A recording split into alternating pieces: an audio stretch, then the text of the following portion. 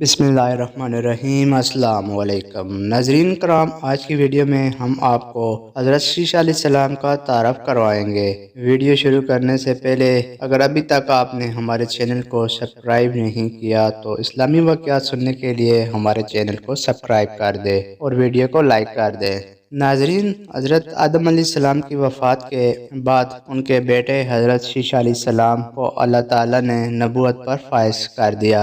अल्लाह ताला ने हज़रत शीशा अलैहिस्सलाम पर 50 सहीफ़े नाज़िल फरमाए। कुरान मजीद में हज़रत शीशा अलैहिस्सलाम का ज़िक्र मौजूद नहीं है, अलबत्ता कुछ साबिक़ा आसमानी किताबों में और अहादीस में हज़रत शीशा अलैहिस्सलाम का ज़िक्र मौजूद है। एक रिवायत के मुताबिक जब हज़रत आदम अलैहिस्सलाम की उम्र 130 साल हुई तो उनके यहाँ एक बेटे की विलादत हुई जो शक्ल व सूरत में हज़रत आदम अलैहिस्सलाम जैसे थे।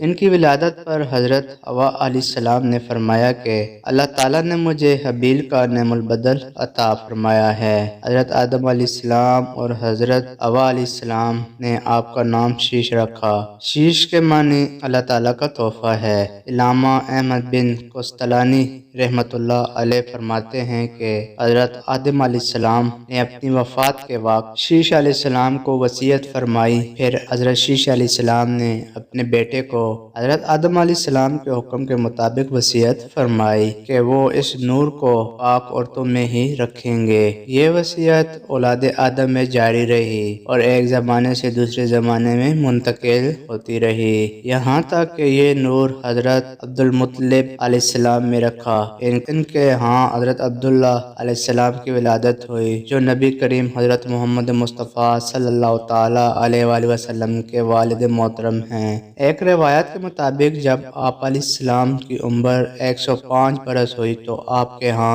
एक बेटा अनूश पैदा हुआ। अनूश की विलादत के बाद आप अलैहिस्सलाम 807 बरस जिंदा रहे और इस मुद्दत के दौरान कुछ मजीद लड़के और लड़कियां पैदा हुई। एक रिवायत के मुताबिक आप अलैहिस्सलाम मक्का मुकरमा में मुकीम रहे और यहाँ पर हज और उम्रा की सादत हासिल की और यहाँ पर ही वफात पाई। नाज़रीन, अगर आपको वीडियो अच्छी लगी हो तो वीडियो को लाइक कर देना और दोस्तों के साथ शेयर कर देना और चैनल पर पहली बार आए हो तो चैनल को सब्सक्राइब कर देना। दुआओं में याद रखना। अल्लाह निगहबान।